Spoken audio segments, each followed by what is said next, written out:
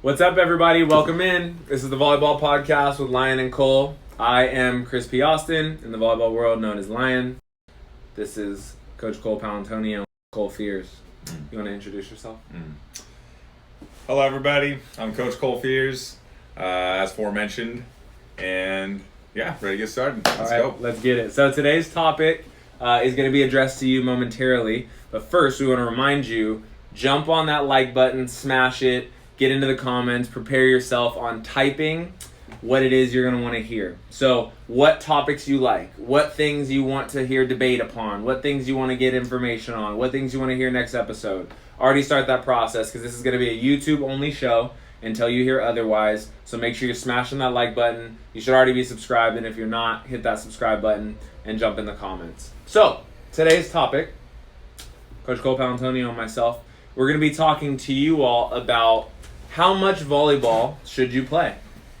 The reason that we're choosing that topic for today is this is a question that we get no less than weekly in our email, in our DM, inside of our facility, and we want to help you guys fish through that situation a little bit. So you coaches out there, you players out there, you parents, all you people who are helping facilitate this volleyball journey for these athletes from the beginner level to the professional level, how much volleyball should you play? What do you think?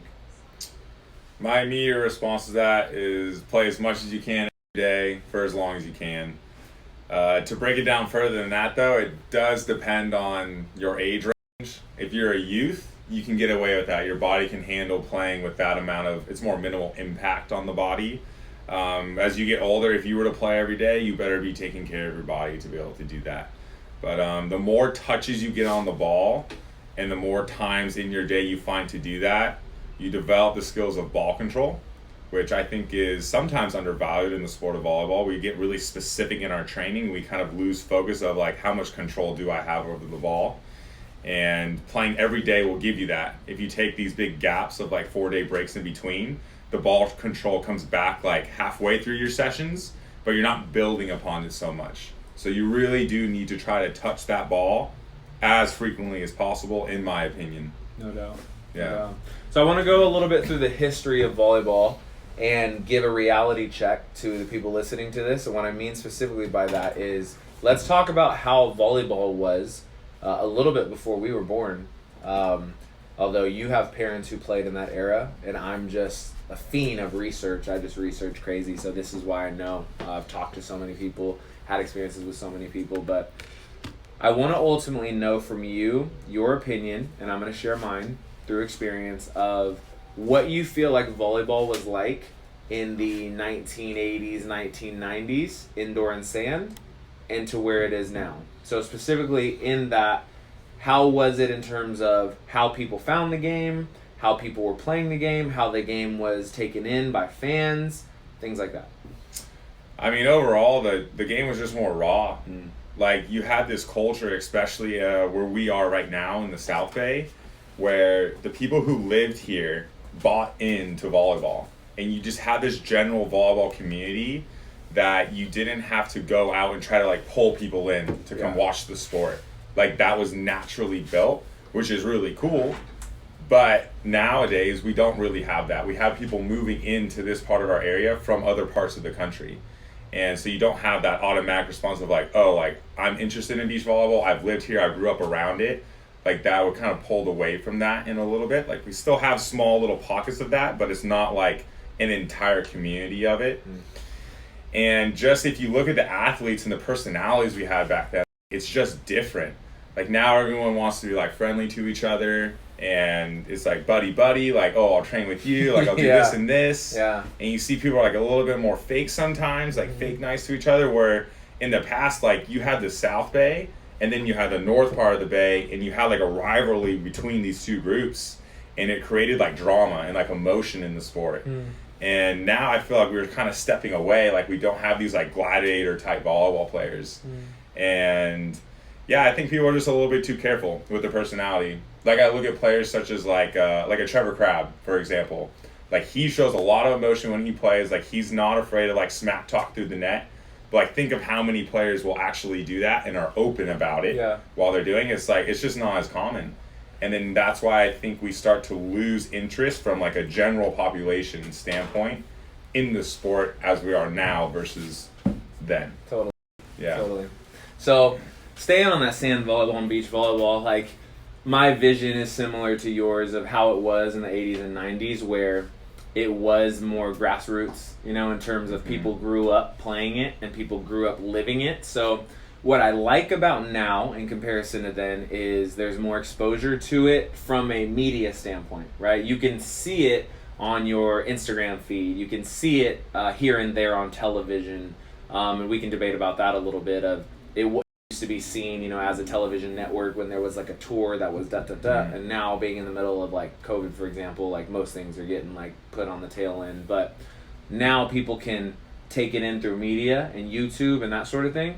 But before, when there weren't these things readily available, you had to hear it through word of mouth. You had to go sit your butt on the beach and go watch it and be a part of it and play 4-man and play ace. And for those of you who don't know what these are, 4-man sand volleyball is something that gets played pretty frequently here in California on the beaches of the South Bay, which is like Manhattan Beach, Hermosa Beach, Redondo Beach, and extended out a little bit, and then all the way up in Orange County as well, which is like the Huntington area, the Newport area, Laguna, San Clemente. That's where a lot of the legends of the game, you know, have come from and played. In Santa Monica, you know, don't want to leave that out, Palisades. But ultimately, sand volleyball used to be something that was intaken by a community of people who say, hey, we're going to go down on the weekends on Saturdays and we're just going to be there and we're just going to exist all day. We're going to show up at X time and we're going to stay until the sun goes down, basically, and we're going to watch people play at a high level. I'm going to jump in and play.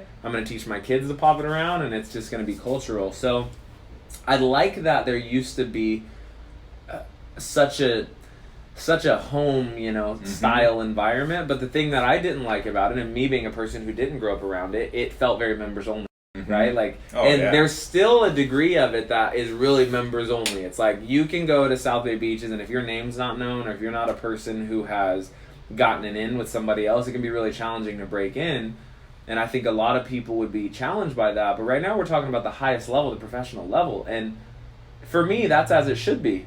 Like, the people who've earned the ability to play at a high level should play with high level people. Like, it should not be that just because you want to, you're in. Right? Like, and that's where I think it blends with what you were saying about like a Trevor Crabb, who's so fun to watch, right? Because it's not even about his play style. It's about the way that he takes in the game, and even to contrast his current partner, Tri Bourne, who I'm such a fan of. Like, they have such a smooth and interesting style off of each other, because Tri is more all business and detail and technique and get it done, and Trevor, while he's still, you know, such a talented player on the sand, he is like, you know, I'm going to make it a show for you. I'm going to make sure, like, I make you uncomfortable, and I'm not really going to care how you feel about it, which is awesome to watch. If you're a fan, like, it's hard to look away from something like that. So you find personalities out there now like Casey Patterson, who's so entertaining, Trevor Crabb, who's entertaining in his own way, and you watch like Trevor's brother Taylor, who's like just so athletically and fluid and like can play make and all this stuff.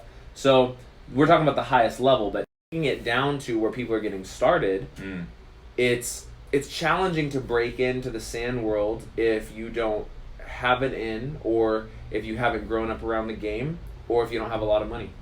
Those two things. Volleyball tends to be a very expensive sport, and it's on both sides now, because there's so many more opportunities in college. You can play at the collegiate level as an indoor player or sand. So you literally have people setting up a game plan in their house when people are 9, 10, 11 years old. And I'm going to put you into this club, in this beach group, and these privates, and this situation, and we're going to create a 10-year plan for you of where you're going to end up. And it's gnarly, because that right there is not often, forget about sometimes, that's not often being staged by the actual athlete. And so for me, that's my issue. That's my issue of where we've landed. It's, you don't have the push and the drive happening from the athlete. Now, more often, it's the facilitators of the athlete. It's the coaches who want them to be good. It's the parents who want them to earn a scholarship or be athletically, you know, have this prowess that they can talk about in their conversations. So that's the reality check. You know, when I said that at the beginning of the thing, like, I want to have a reality check of where we are. It used to be that most people who were playing because they found a love of it from their family or watched it on TV, or they took a trip to California like myself and were like, man, I didn't even know this was here. But now it's more often, it's staged. It's like set up. It's you're placed into like a feeder system, and let's see where you land. So how do we problem solve that, you know, becomes a question that I want to help the audience answer. I definitely have ideas because I spent so much of my life, you know, seeing this, but for you, that's definitely where I want to go. So why don't you lead us into your perspective of indoor? Where was indoor in the 80s and 90s in comparison to where we arrive now in 2022? From what I know about indoor, I will say in my upbringing, I was raised knowing a lot about the beach volleyball players. So I knew the beach volleyball players that also played indoor. In my opinion, the focus was on the sand more so than indoor. Like, my priority is sand, and then if there's an Olympic year, then I'm going to train indoor, and I'm going to make it happen. Like, an example of that would be like Karsh Karai, like, very successful indoor and on the sand, if not the most successful. But I would watch, and like, they would have to make choices of like, okay, are you going to go train with the national team, or are you going to go play in your AVP event? And they would split it. It'd be like, oh, like, sometimes like Karsh would be there, sometimes you wouldn't be there, sometimes so-and-so would be there, sometimes they wouldn't be there. So nowadays, like, you're playing professional indoor volleyball, like, that is your bread and butter, that is your life. You are not playing professional sand volleyball. Right. That overlap is not there. But with that being said, on the international level, I will say the respect for the game and how the game is treated, I think, is still very similar. Like, I see when you hit the highest peaks of the indoor volleyball game, there is a mutual respect between the players of like, okay, we are both at like a similar level, and we're just competing against each other. There isn't this like, oh, like, what did you say about me last week? There isn't like this like sneaky underplay, at least to my knowledge. I haven't had a lot of experience playing at that level, but when I see how they treat each other off the court, it's like, okay, like, they treat their job very professionally, and then they act that way.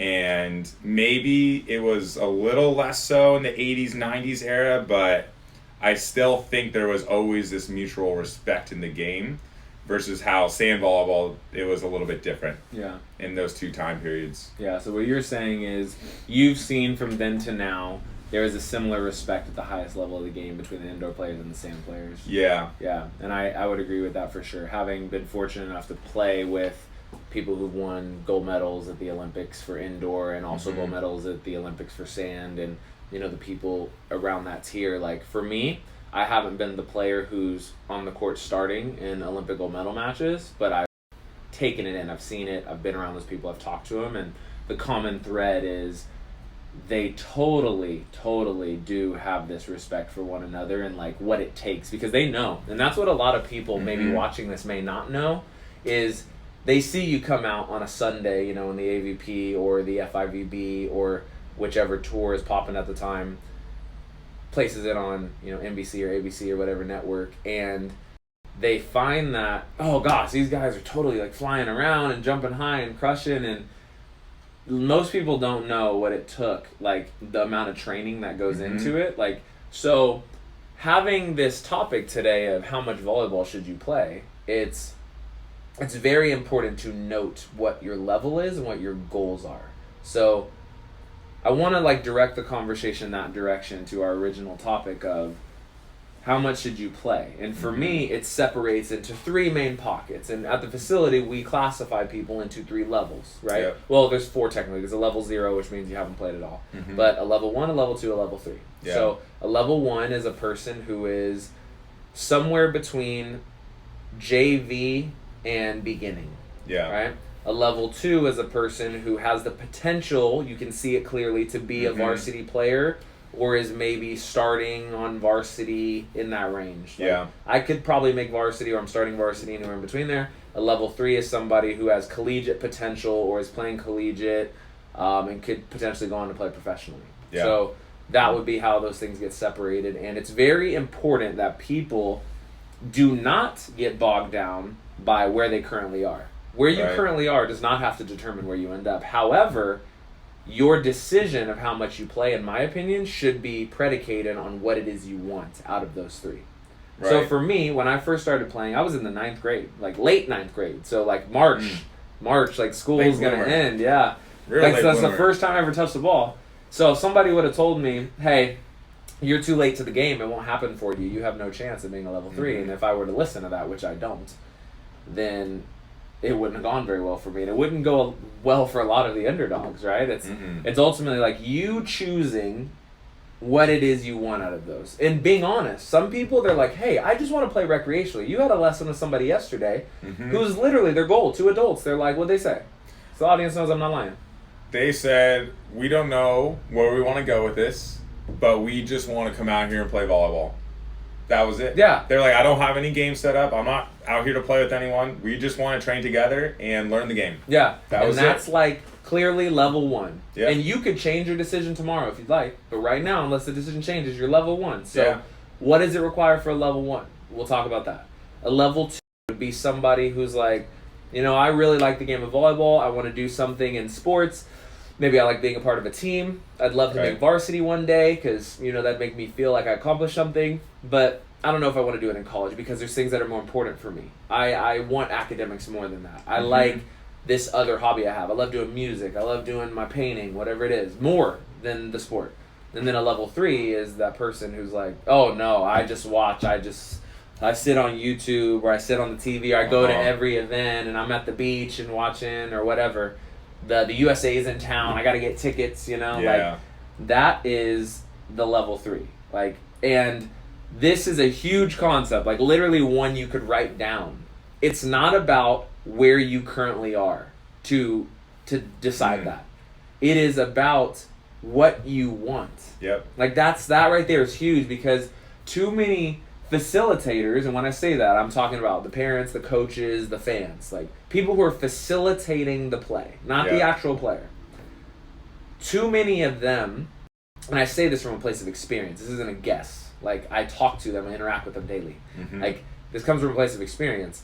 Too many of them are trying to put people in those boxes with different terms. They may not use our level 1, level 2, level 3 until they've heard this. But they try to place them into this box of what they think's possible. I'm looking at what you have, and this is what's possible. Oh, that's so true. And that's freaking dangerous. Yeah, it is. That's freaking dangerous. So have you seen that in your coaching and playing and that sort of thing? I see kids coming here with like a lot of athletic ability, and they're 15 years old, and then their parent comes up to me like, they're not tall enough, they'll never play D1, they're a D3 player. Yeah. And then I ask the kid, would you be interested in playing divisional volleyball? And they say yes. Yeah. I'm like, that's your decision. Yeah. Like your parent is telling you so, and they have a lot of influence over you, and you may or may not listen to them, but you most likely will. Yeah. Right? And then that mentality will get set. Like, I can only play D3. Like, they just set a bar. Yeah. And you wanted to play past that bar, right? And that's totally in your ability. But people get so hung up on what, other people are telling them. Yeah. And put in that box you were talking about. Yeah. It's huge to have the callous mind. That's what I call it. Like, in my psychology when I'm working with people, I call it the callous mind. It's like what I developed, like, in a single week. Like, I literally, like, people need to know this about me. When I was young, like, people now see, like, the lion, and they see the mentality and, like, the training I do, and they think, a lot of times, they're like, you know, you were just born to... And I'm like, no, you don't understand. Like, when I was young, I had heavy insecurities and thoughts of, you know, I'm not sure if this is going to work out, or, you know, I don't know if I'm ready for this, or I should listen to that person's opinion because they know and they are older or whatever. Like, the callous mind for me, which I'll give you a description, it was developed for me, like, literally at the end of 8th grade.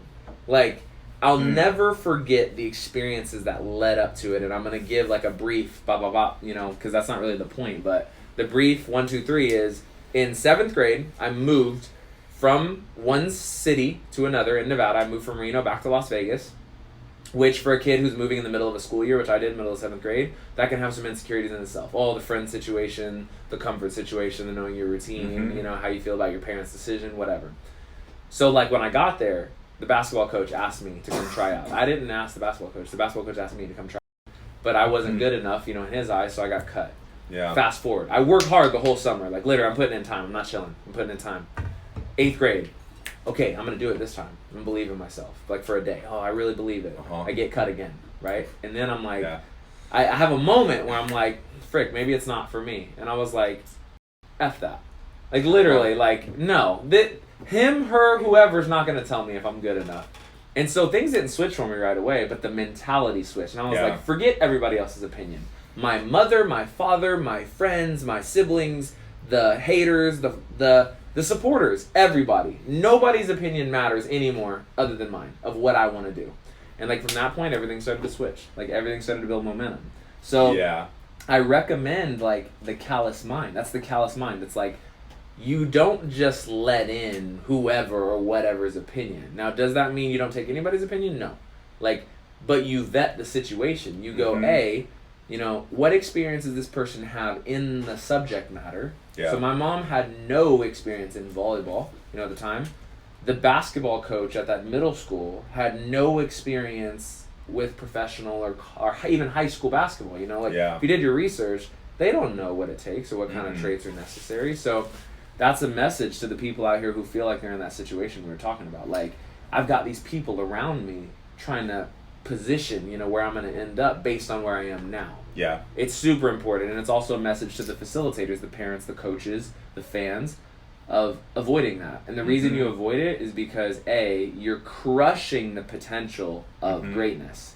Like, you're crushing potential greatness by trying to... You're putting limits on it. Yeah, trying to slot something right now. So for you, like, what's your thought and what's the information you have on that right there? Like, the whole placement of the levels based on where you are right now. I mean, I want to hit on your callous mind subject matter for a second. Like, that I will say is uncommon. Yeah. An 8th grader being like, I don't care about anyone else's my opinion, including my parents' opinion. Like, that is rare, but it is trainable. But it's rare for an athlete and a kid to get to that on their own. Totally. But to answer your question, it is good to know where you're starting out at. Like, you're a 0 through a 3. Like, where do you fall? But once you determine that, like, that doesn't mean you're going to stay there. Right. And that's where people get hung up. Like, oh, I can go from a level 1, and then, like, oh, I just want to try to get to a level 2. Like, no, like, if you really want to pursue the sport of volleyball, like, shoot for the 3. Totally. Like, that's the only way you're going to progress as fast as you possibly can. I know we talk about this sometimes. Like, we ask, okay, on a scale of 1 to 10, how well do you want to perform today? Yeah. And you answer, someone comes out with, like, a 4, 5, 6. And then we ask, why wouldn't you set the bar at a 10? Yeah. Right? If you set the bar at a 10, maybe you'll fall at like a 7. Right. If you set the bar at a 6, maybe you fall at a 4. Right? So it's the same principle. Like, you need to set that mind frame to like the highest achievement possible that you want to get to. Right? So let's say I come in at a level 2, but I'm driven enough to be like, okay, I want to make it to the professional level or beyond. Like, that's the mindset. I remember in my experience, I was in 5th grade. And they made us write down, like, okay, what do you want to be when you grow up? And I only wrote one thing. I said, I want to be a professional beach volleyball player. And that was my dream. And I was 10 years old. So, like, for me, like, that mindset was set very early on. And I was fortunate enough to know, like, that's what I wanted. Yeah. Like, a lot of these kids come in here, like, I'm just playing for fun. Yeah. Like, this is the game. And that's totally fine. Yeah. Right? And then as you grow on your own, with your own, like, ability in mind, maybe you'll be like, oh, they're playing collegiately? Oh, that's something I want to do. Yeah. And then you'll see this transition and shift and drive of like, now I have a goal to get to here. Where before I was just learning the game, right? But then once you set this goal of where you want to go in the sport, then you see the gains. Yeah. But yeah, like putting yourself in that box, find your level, but don't set a limit. Yeah. No, you're hitting it on the head, because if people come in with like the 2 you're saying at a level 2, and they have that nervousness of like, I don't think I can make it to level 3, so I'm not even going to set the bar. I see that a lot. Yeah. Young girls, young boys, older girls, they're scared older to get boys. There. They're scared at even the failure, right? Yeah. And it's like, you're going to fail. And this is like the most common concept I say to my athletes who see me frequently is like, no person, 0 people have ever played the perfect game. You could go 5 of 5 on kills. Like, I had 5 swings and 5 kills. Did you have 5 aces on all 5 balls that you served? Did you play 6 rotation and every ball you set was killed? Yeah. Every pass was a dime? every single touch you made was perfect, but you got to go off like the way stats work, right? It can't be, well, I got in the game and all I did was touch the ball once and it was perfect, so I'm perfect. It's like, no. There's a mandatory minimum. You got to do each skill or touch the ball at least 3 times. But in seriousness, you're not going to play perfect. Mm-hmm. But urgency ideology, it's like the 4th phase of my 6-phase process. It's like the coolest thing to me because it's the concept of pursuing perfection, but then at the end of the day, realizing perfection won't come, being stoked on the progress you made, repeating the process the next day. It's like, if I come in to train, so you and I were on the sand this morning, right? Training. Yeah. And if we go through a drill, we're warming it up. Okay, you get 6 passes. Each individual pass, I want to make perfect. Not like, just good enough to set. I want it to be like so easy, up and down, high to the inside, easy to set. And like regardless of what happens there, the next one I want to be perfect. The next one I want to be perfect. The next one I want to be perfect. Like individualizing truly. Not like the typical next play, like really individualizing the repetitions and individualizing the focus. Like maybe I'm just focused on my feet being perfect for this. I don't really care where the ball goes. I don't really care, like, none of that matters. If it goes perfect, great. If I pass it behind me, whatever. But just the feet. Yeah. That's the way. Like, that's the way it has to go. And to translate all this back to the point and, like, the topic today, how much is too much? It's dependent on what you want. Yeah. If you want to be a level 3, I'm going to give you the keys right now. You want to be a level 3. You want to go collegiate. You want to go pro. You've got to take in some of the game every day. Yeah. Today's day and age, like separating from the 80s and 90s, the people who were top of the food chain were playing every day. Yeah. Right? Indoor sand didn't matter. But there were people, and I know them, like there were people who were playing at a high level, getting paid to play, who were not playing every day. Yeah. They were playing, I'm out there 4 days a week, and then I got my other stuff going on, or 5 days a week, if we have a tournament, I'm going to take the day off. Fine. But now, like, because of supply and demand, there's so much demand on these college scholarships. There's demand on these club teams. There's demand on these clubs, like, getting inside the club. Like, there's clubs who literally are turning kids away because they're like, we're at capacity. We don't have enough coaches or whatever the case. Like, so because of supply and demand now, there's all this new opportunity. Now you could get a scholarship to go play indoor. You could get a scholarship to play sand. You could potentially get a scholarship for both. You could be a walk-on. You could play on a club team. You could play indoor, you can play sand, you can do all this stuff, but ultimately, the big piece to know is, if you want to be a level 3 now, you have to intake the game every day. Does that mean you have to run and jump and dive every day? It does not.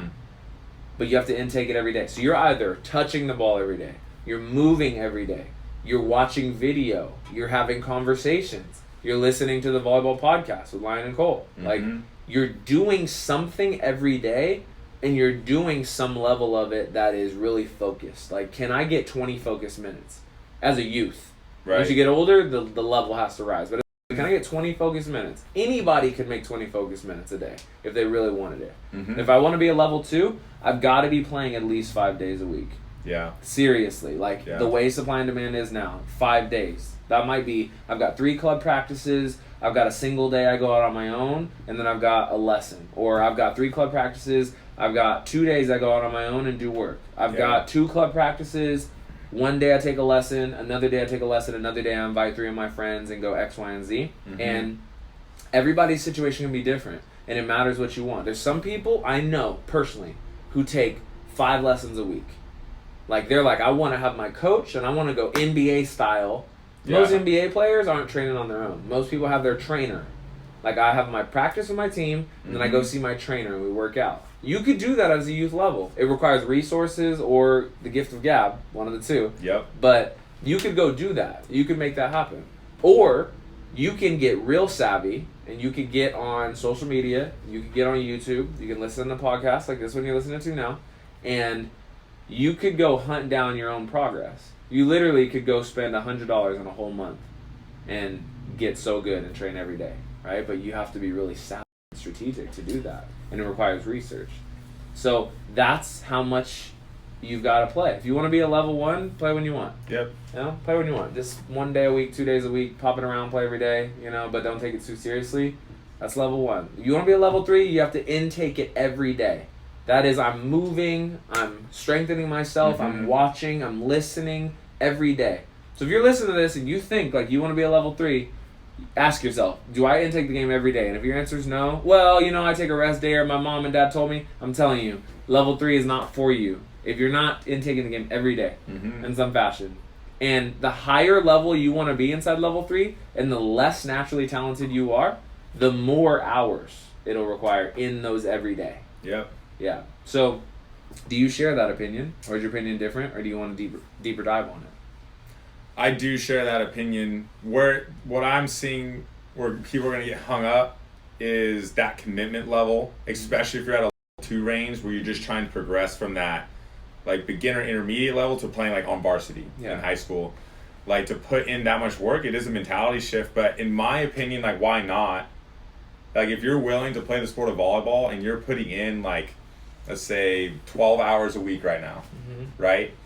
Why wouldn't you put in those extra 5 hours that are going to take you to the next level versus just going through those 12 hours you already have and maybe not have the mentality of like wanting to get better or pushing to the next level further.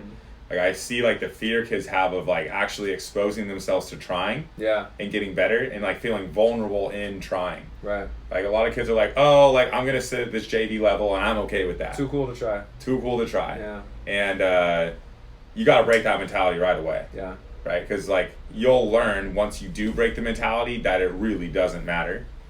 Like where you're at or what your peers think of where your level is at. Yeah. It is all based upon you. But I do agree with you. Like it does take that level of commitment and amount of hours putting into it, and just seeing it. What you were saying every day. It doesn't have to be 4 hours a day. Right. But you do need to have like the concepts of volleyball around you every day. Whether that be like listening to our podcasts, or maybe just going and peppering with like a parent in the backyard or a sibling. Yeah. Right. Even that, like pepper with the wall. Pepper with the wall. Like pepper with the wall. Do stuff all on your own. Literally pepper with the wall. I'm telling you, like, I'm a person who is able to achieve level 3. I achieved being paid to play volleyball on multiple fronts, indoor, sand, like paid to play. And my beginning was me and a wall at the girls' intramurals. Like, so if there's anything holding you up as a youth, I'm speaking to the youth right now, anybody between age 8 and 17, if there's anything holding you up, because, well, I'm a boy, I don't want to play with girls. I played with girls more than I played with boys until I was in the 11th grade. Swear. Ask Brock Mitchell, my high school coach. Ask Howie Wu, like my guy who moved from Illinois when I was in high school. Every day I was playing with the girls at the intramurals because they had practices. Girls was like more of a priority. Boys, we had 2 intramurals for like 3 weeks leading up to the season. And then we practiced 3 days a week. If we didn't have a game, it was day off. If we did have a game, we had a game. Like, and if you didn't play in the game, that was it. There's no like, hey, serve and pass. Like, you didn't play in the game, that's it. So I was playing with the girls, and when the girls are playing, I'm on the wall. I'm hitting the ball into the wall, passing the ball to the wall, setting it to the wall. Like, and that's where the touch. Like, you start to form the touch. If you're not touching the ball every day, and touching a lot. Yeah, people are just leapfrogging you, swear. Yeah. And in honesty, it's not really about other people. It's important to know if you're not doing it, other people are getting those reps. Yeah. For sure. But it's not about other people. It is about your desire. So where do you want to be? Do you want to be a level 1, level 2, level 3? Ask yourself. And that can change within a week. But where the danger is that doesn't get to change based on your attitude that day. Right. Well, today, I'm feeling like I could totally make this happen. I want to crush it. Mom, please, can I have lessons? Can I, whatever, go to the park and play? Well, the coach didn't play me this weekend, so I don't want to play. This game's stupid. I want to switch to golf. Like, you need to write down on a sheet of paper every 3 months what it is you want. And it doesn't have to be some crazy list of 10 things. Write down 3 things on a sheet of paper. What do you want? Yeah. For 3 months, commit to it. At the end of 3 months, reevaluate. I'm giving you the unlock. 3 things. 3 months. Like, for me, 3 months when I was a kid, I want to make the team. I want to play in at least half the games. At least get on the court. It's different than starting. I want to play in at least half the games. And I want to sign up for 1 camp. How many of those things are within my control? First one, third one. I don't necessarily control if I play in the games. Mm-hmm. I could totally raise my percentages. Yeah. I could do everything within my power to make it happen, but ultimately if the coach says you ain't playing, you ain't playing. Yeah. If the coach says you're playing every game, you're playing every game. That's it. First and third, I completely control. Mm-hmm. Okay, next 3 months, I want to have a list that I completely control because I learned. Yeah. I want to get in 100 touches per day. I want to practice 5 days a week because I want to be a level 2. And Chris told me level 2's got to practice 5 days a week. That's right. Number 3. What do I want? I want to meet 3 people on the varsity team and have them know my name. Because I've learned that that's going to help ingratiate me and build relationships because relationships matter. Okay, right. 3 things. Which of those can I control? I control all 3. Bang. 3 months. Yeah. Let's go. I'm committing. Mm-hmm. When I have a hard day, my paper is on my door. I said I'd do it. Yep. I said I'd commit. Mm-hmm. My shoulder, my knee, I got a movie today. You said you'd play 5 days. Today is the 7th day. You've played 4 days. What are you going to do? All right, I'm going outside right now. Let me get this little 20 minutes in. Self-toss. On the wall. Into the wall. Mom, can you come catch the ball? I'm going to hit it to you. Dad, can you come lob it? Whatever. That's not being too cool. Well, right? you'll find that those days where you don't want to train, right? Let's say you've trained 12 days in a row, and you're on that 13th day, you're like, my body is done. I don't feel like I can even move anymore. When you train on that day, I find myself gaining the most value. Why? Mentality based, mostly. It's like, okay, this is something I really didn't want to do, but I came out here and made myself do this. And then by doing so, I showed myself that I am capable of doing things I do not want to do, and I'm also capable of sticking to what I foresaw myself doing. Proving you can do hard things. Exactly. Yeah. And when you feel that sense of accomplishment, it's different than when you want to go out there and practice. I want this, I'm going to work on this and this. When you finish those practices, great, you feel good, you got the workout in. But when you finish a practice that you didn't want to do, then you get the sense of wow, I did that. That's a feeling of accomplishment, and I just think there's so much value in that. Yeah. But it's hard to do. When you're sitting there at home, the first problem you'll run into is giving yourself choice. Yeah. I have choice to go do that, but I could stay here and watch TV. Yeah. Right? No. Once you hit that mentality, you start thinking that way, you're most likely going to choose what's easier. Because that's what you want. Yeah. That's what you're putting out there. You're I have no choice. I set out to do this for 3 months. Yeah. I'm going to go get my 100 contacts in. Yeah. Right? Yeah. And even if I'm not liking it, you just got to do it. That's what's going to make you better. That's why God, you're just hitting it. Making sure that your actions are predicated on your goal, not how you feel. Mm-hmm.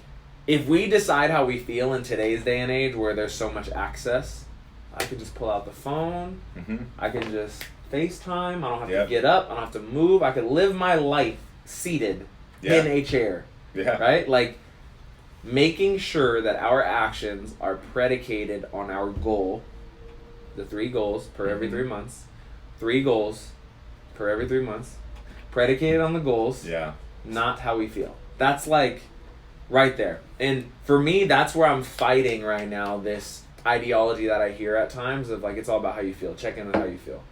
It's not all about how you feel. No. It is absolutely not all about how you feel. Now, understanding the difference between injured and hurt is a very important lesson to learn. What's injured? That means that if I continue, I will add more physical damage to myself. Mm-hmm. Hurt is my brain is taking a signal from an area of my body that says I'm uncomfortable. But if I continue, no further damage will get done. Mm-hmm. Learning that differentiation right there could save your freaking life as an athlete. Because when you're going through battles of making teams, and I want to remind people, this is a competition. Playing sports is a competition. Don't be fooled.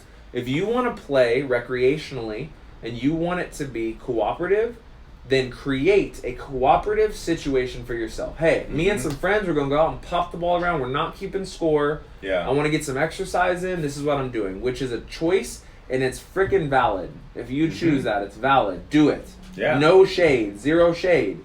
But No if you shade. want to reach level 3, you want to reach level 2, you want to make teams, understand it's a competition. This is not about how you feel all the time. Yeah. And it's damn sure not how just you feel. Mm-hmm. If you're playing a team sport, which volleyball is. Like, there are no volleyball games being streamed on TV or the internet that are one-on-one, although you and I might make a show. Don't try to steal the idea. You and I might make a show. One-on-one with Lion and Cole. You sure you want to do that? I mean, we'll check out the percentages when it's on footage. So, in seriousness, when it comes to, like, the competition, I really hope the coaches, the players, the parents listening to this understand what I'm talking about. If you want to reach the level you say you want to, understand it's a competition. Mm-hmm. And you are competing with yourself. Yep. You are competing with yourself, and if you don't make the decisions to choose to stay committed to what you say, it's unlikely to happen for you. I'm not going to say it's not going to happen. Just the likelihood lowers. Yeah. Like, substantially. Yeah. And you're going to get caught complaining about something you had control over. Mm-hmm. You had control over your percentages. You had control over the effort you put in building, like, the callous mind. Yeah. And that's not for everybody. I want to keep trying to make that clear that is not for everybody. Mm-hmm. Like, but it's a decision you got to make and stick with for a period of time. Right. For you can choose a period of time. You don't want it to be 3 months. You want it to be 2 weeks. Your situation different, fine. But just understand, the longer you can stick with it, the stronger you're going to become. Like, we watch these movies that are dope, right? Like 300's a movie I reference. It's like, oh, they have these, like, things that people can say, like, well, they end up losing at the end. It's like, okay, both sides ended up sticking with their plan. Yeah. But the whole message is, if you commit and you stick with it and you go, you're going to feel like the honor at the end, right? Mm-hmm. You'll feel like fulfilled, which is the whole goal at the end. Like, yeah. It's everybody's not winning Olympics. Mm-hmm. 12 people get to go win the Olympics. From one place in the world, mind you. Like, not 12 Americans, 12 people get to win the Olympics for indoor volleyball. 2 people on the men's side, 2 people on the women's side get to win it for sand volleyball. Yeah. In the whole world. Not in America. Be clear. That's like, wild. In the world, 2 people men's, 2 people women's get to win it for sand. 12 people get to win it for indoor, for each gender. Yeah. So, be clear. Like, unless you really feel like you have the physical, mental, emotional to be one of those 12 or be one of those 4, you know, or excuse me, 2, you know, from men and women, 12 for men and women, make sure your goals are in check. Mm-hmm. But when I say in check, I'm not saying back to that concept of like what your parents say or what the peanut gallery says. You mentally make a decision where you want to go and realize that could shift. For me, when I first started playing, I had no idea what D1, I swear, no idea about D1 volleyball. Like, I saw March Madness. I didn't know they had that for volleyball. I'd never watched it, never seen it. I didn't know I'd be in that someday. That's not what it's about. But I did know. Once I made that first team, I was like, I don't want to be on the bench.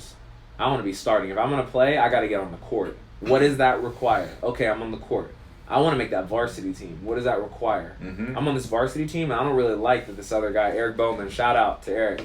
Yeah. Like, he's my same age, and he's starting, and I'm not.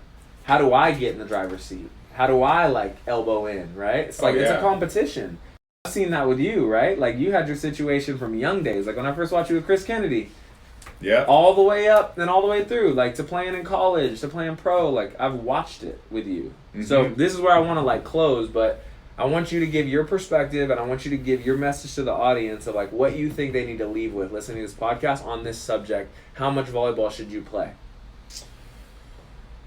Well, I do want to leave you with, it is dependent on your situation. So it's not like one, like if I tell you to play, I want everyone to play 7 days a week. Like, that's not really it, because that might not be viable for you. But I do want you to start to find the level you are at, and then from there, start to make a decision of where you want to go. It's like, do you just want to play for fun? Do you have a goal to play on your varsity high school team? Do you want to play divisional volleyball? Do you want to play collegiate volleyball? Once you make that decision, start to set a small plan. Just like you were talking about, 3 goals for 3 months, right? That's it. And I know growing up in my history, I didn't have the resources that have come out through today's age. Like, I didn't feel like there was as much opportunity to grow my mental game or to, like, set goals or to do whatever. I was fortunate enough to have a lot of athletic ability, to come from a volleyball family, and I had the drive passed down for me from my family to pursue the sport to the highest level I possibly could. I never had a goal to play divisional volleyball.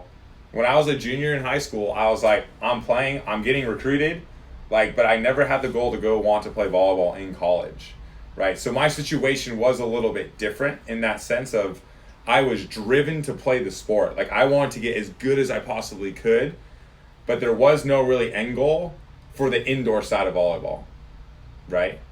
So as a youth right now, if you can start to set more of where you want to get to, and then you have a plan of how to get there, for what we talked about was more goal setting, like it'll be more defined for you, and then as you get older, the picture will become clear. Yeah. It was not very clear to me of like where my indoor volleyball career was going to go. Yeah, I wanted to be a dentist. Yeah. All the way up to 12th grade. Yeah. Right? Yeah. And so the earlier you can set that up, even if you are like unsure about where you want to go, if you have an idea, like stick to that idea, pursue it. Like it may change over time, but start, right? Yeah. If you sit there stagnant, nothing will happen in your life. There will be no change. Yeah. But you can make a decision to want to change. That will happen. Yeah. And that change, this is like, for me, this is the final hit. Like, I see it too often changed by the third party. Mm-hmm. Example from this morning. So y'all know I'm not lying. This is straight up from this morning. I asked a young girl, and I said straight up, and no connotation on this, right? This is dangerous for most people, but I can do it because I work with young girls all the time. I said to this girl who's 14, 15, I said, why in the last 6 months, and I prefaced with, this is no negative connotation, I just want to know the answer to help learn. Why in the last 6 months have you been so much more interested in your appearance during sports? Mm-hmm. Like, it's been noticeable. Like, you in the mirror with the hair and the this and the that. No negative connotation. I'm not casting judgment. I'm asking why. And her answer was what? My mom likes it. My mom likes to do my hair. My mom likes to make sure I'm looking good. Like, that was it. But it was all mom directed. And so I pressed it. I pressed it to make sure, like, is this straight up? I said, is that the only reason? I said, again, no negative connotation, no judgment. I'm asking, is that the real reason? Like, it's like, why have I seen you do it then when mom's not around? Right. And what was her answer? So y'all know I'm not lying. She said, I want to look good just in case my mom comes in and looks at my hair to make sure like all of my hair is in place. So again, I'm still trying to look good for what my mom wants. Right. But she's not even there. Right. And so with this is where it gets dangerous, but this is where we're willing to approach on these podcasts is when you all are making decisions, will your coaches, parents, mentors give you information that's valuable? For freaking sure. That's the whole reason that they're there, to help you with the growth. So 0% of this message is saying disrespect or forget what they say. I want to be super clear. When it comes to your goal and your vision, what you see for yourself, not, our manners at the house or how our family, operates or has family night. If you're not paying the bills, mama says how you have family night. Like, tell you want to pay your bills, that's what you're doing.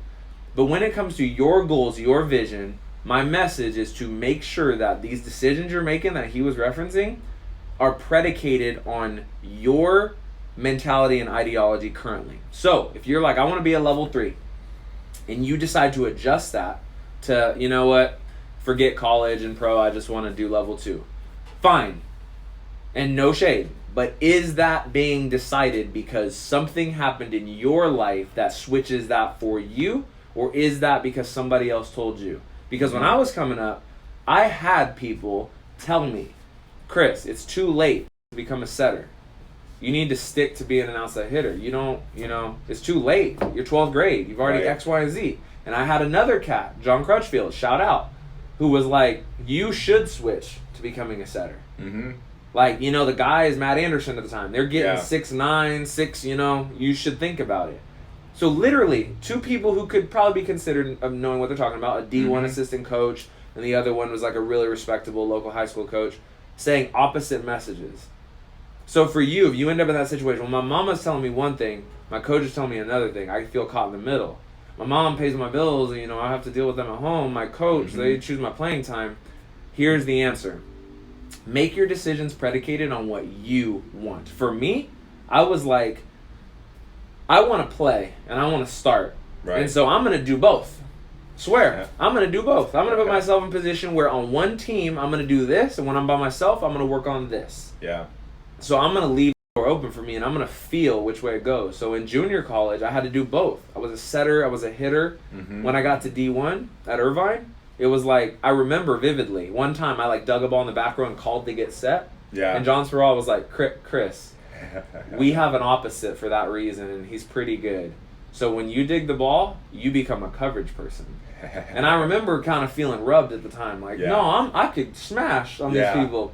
And it wasn't about reality check. It was like, no, I'll be ready to smash if I get my opportunity, but right now I'm going to fit in this system so I could play. Right. And there were many times we'd get in games, and I'd dig the ball and see our opposite was on the ground, Yeah. and I'd sure enough call for the ball. And I'd get set. I'd get set here and there, and I'd smash. Yeah. And I didn't go about it like, that's right, I should be hitting. It was just like, when my opportunity comes, I'll be ready. Right. Right? So that's the message. When it comes to how much you play, it should be decided on what it is you want. Yeah. What it is you want should be predicated on your experiences, your ideology. Not what mom told you, not what dad told you, because they're not living your life. They might not see it the same. Respect them. Go with their plan when it comes to family stuff. But they might not see it how you see it. And if they do see it how you see it, and they're in the situation like, hey, whatever you want to do, I'll drive behind. Yeah. You make sure that they don't become your crutch. Right. And you don't start just like sitting back, letting them handle it. Yeah, Mhm. you shag, you drive me, I'll just sleep. Like, you gotta put in your own work if you want the long goal to happen. Mm-hmm. Right? That's like the message I want these people to leave with. That's freaking true. So how Yeah. you and I's stories differentiate, I think this is always really important to close with. Tone Loke and I are not the same. For him, he was raised with a volleyball family, playing sand, athletic. I was raised knowing nothing about volleyball with a family who was like, you need to be a doctor, lawyer, not play sports, and I wasn't that athletic. So it's very important you guys are able to see the difference in the contrast. So you can always relate to somebody's story. You can always relate to what's going on here. You got anything else for the audience? Real quick, I don't want to get too far into this, but I will say the youth sometimes have trouble with knowing what they want. Right? So, like, you'd be like, oh, yeah, like, what's your decision? What do you want to do? You have two people saying this and this, but, like, they don't know what they want. But the more you can make decisions on what you want, the easier it gets. And I will say sometimes they need, like, a little bit of a push to be like, okay, like, choose. And then how are you going to choose? And, like, how do you choose? Like, is it based off of feel? Is it based off of, like, oh, in the long run, this is going to be better for me? But in the end, like, you'll get better at decision making. But if you take a 12-year-old and you tell them to choose, like, do you want to play with this team? Do you want to play with that team? Right? And a lot of them are like, I have no idea. I just want to play. So we have to keep in mind that we are dealing with youth and not always adults. And it is challenging for them at times to make decisions on what they want when they don't know what they want. Let's write that down, podcast team. That is the next podcast when Tone Loke and I are alone. How to decide what you want. Write it down. For today, we're shutting it down. We know we just gave you a bunch of value, so what we want you to do is smash the like button. Make sure you drop in the comments exactly what you enjoyed about this, what you want to hear in future podcasts, questions you have. If you just want to drop a shout out, do that. We will hit you back.